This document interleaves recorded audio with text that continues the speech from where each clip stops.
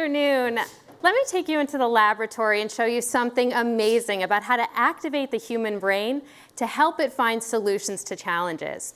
A research participant is escorted into a room, and there we test the person's mood and problem-solving abilities using standard measures. Next, we present them with a news article to read.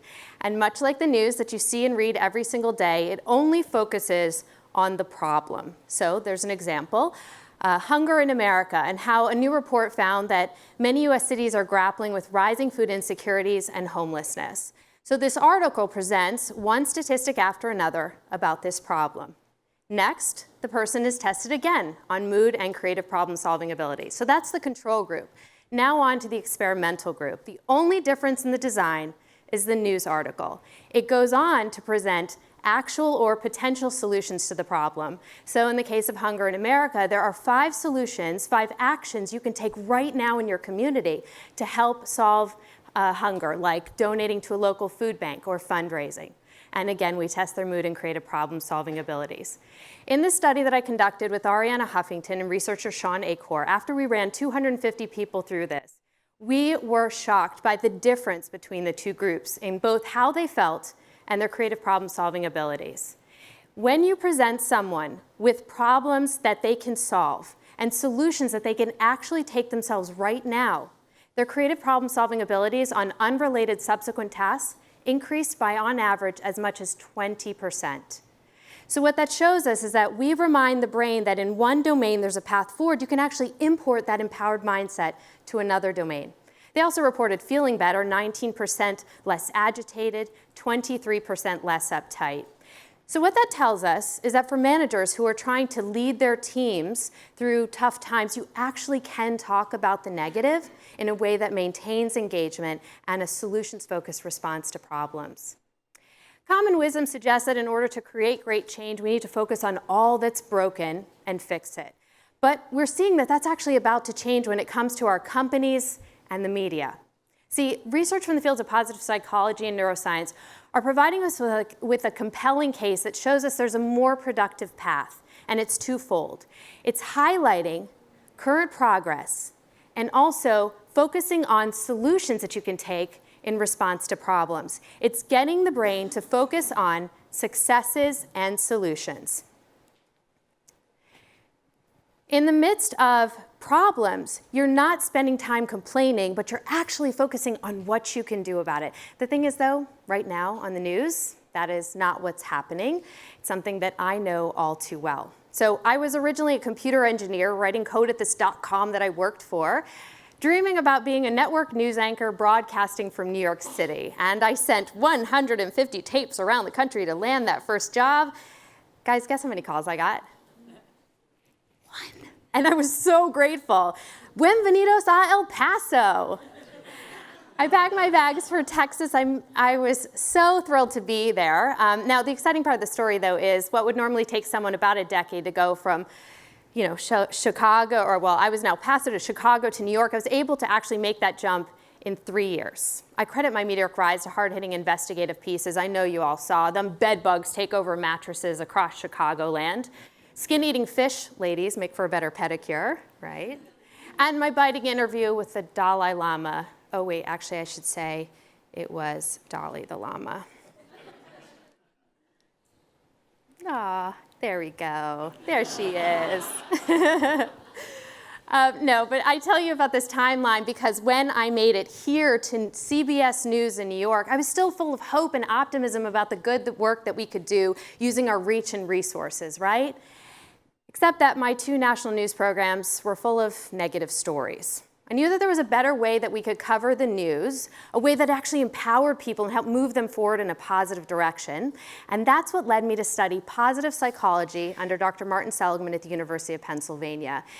And so this is what I came to see, but more importantly, what we can do about it. The media's obsession with all that's broken is holding back collective progress, and it's negatively affecting our health and happiness.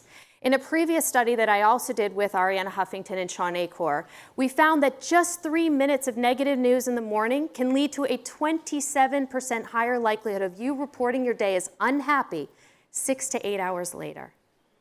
What that means is that negative mood and mindset sticks with us through our time at work and our time with our families. Now, I know some people say, well, you know what?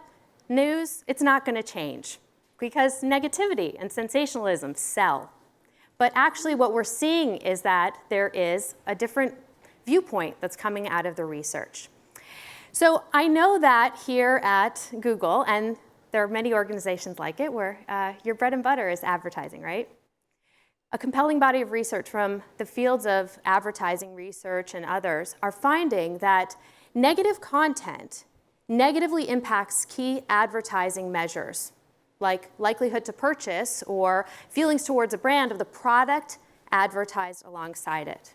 So of course, if I just saw in the news that the apocalypse is coming, I'm not going to buy a new unarmored Lincoln from Matthew McConaughey, right? Meanwhile, when you place positive content alongside an advertisement, that actually increases those key measures. So people feel better about the product that they're watching the advertisement about. There was a study done just down the road here at Stanford University, published in the Journal of Advertising, that found that if you expose someone to positive content ahead of an advertisement, they feel 24% more likely to purchase that product than had they been exposed to negative content. Why did I become interested in this in the first place? Well, because news organizations are largely dependent on advertising revenue, right? So this is incentive to create more of the kind of content that can fuel advertising effectiveness. So that's my economic argument to news executives. But really, to me, this is just a means to an end. And the end is that we change the narrative on the news that actually fuels collective progress instead of holding us all back. You see, a barrage of negative news stories feeds us this lie that behavior doesn't matter. Think about it. Problem, problem, problem, problem, no discussion of solutions. There are millions of things in this world beyond our control. The problem is when our brain starts to believe that all things are beyond our control. And that impacts how we approach our work and our time with our families. Think about it. At work, this can happen too. If our company culture is overrun with negativity, finger pointing, gossip, and other things that we have to deal with. If you're launching a new product, and through that whole process, we're focused so much on the stresses and to-dos that we forget about the pre-orders coming in or the investment that's been secured, we can literally decimate employee engagement and shareholder confidence. And so, the more that we can reorient our brain towards the fueling parts of our reality by what we talk about, by the way we communicate with the people around us, research shows that actually fuels performance because it puts the brain in a positive state. And that, in turn, has been connected to many performance measures. Just some examples. Research shows that optimistic, empowered sales professionals outsell their pessimistic counterparts by 37%. A follow-up study found that it was by as much as 56%. This was done at MetLife by the University of Pennsylvania. Optimistic sales professionals, they have stuff to complain about, right? Right? Yeah, except they're more focused on making the money, hitting their goals. They don't have time to waste on complaining. Meanwhile, managers who get their team to start focusing on all that they're doing right have been able to improve the entire team's productivity by 31% in just 3 weeks. The more that we focus on the positive, on the fueling parts of our reality and the solutions when we're facing problems, the more we fuel the human brain. So now in my work with companies around the globe, I help individuals and business teams make the habit of doing all this easier. So we've seen incredible results in our work with Nationwide Brokerage Services, a wholly owned subsidiary of Nationwide Insurance. They instituted something called the morning cuddle. Actually, I should say, it's the morning huddle. I'm sure they'd love a cuddle too, but it's actually called the huddle. I'm not there for the morning, but So the morning huddle is something where they get their sales professionals off the phones, which is how they make their sales, right? And they get them to meet first thing in the morning to talk about 2 things. They talk about successes from the past 24 to 48 hours that they might not have heard about. And then they also give a chance for anyone who needs a little extra support that day to speak up so their colleagues can rally around them and offer help. Well, guess what? The results have been remarkable. Sales skyrocketed. The new insurance application rate increased by 237%.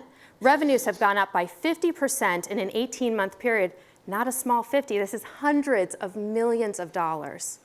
I worked with a school district in Washington State called Sunnyside School District, or high school, and they were facing an abysmal graduation rate, 41%. So the socioeconomically depressed area was dealing with many problems and failing on many fronts. Instead of complaining about it, they took this two-pronged approach. They decided to celebrate even the tiniest successes from schools and from their teachers and students. And then they stopped complaining and focused on all the actions they could take to raise scores and improve grades. Well, they were able to raise their graduation rate up from 41% to 92% in 8 years. And they're not done yet. So if we want to change work, we have to talk about what's working. If we want to solve our biggest challenges, we've got to talk about what's to come. So when we get caught in our businesses and organizations in this negative vortex, we can use the same solutions-focused formula to get better results. In the meantime, the news media as a whole needs to make a great shift away from talking about all that's broken to start talking about what's working and what's to come. And so journalists, leaders, parents, and all the other people who choose on a regular basis to focus on the positive, you are the true leaders as we move forward into the future. And so my hope is that we can focus on all the successes and solutions in a way that reminds our brain that our behavior matters and that we can make a difference in the face of challenges to create the results that we're looking for. Thank you.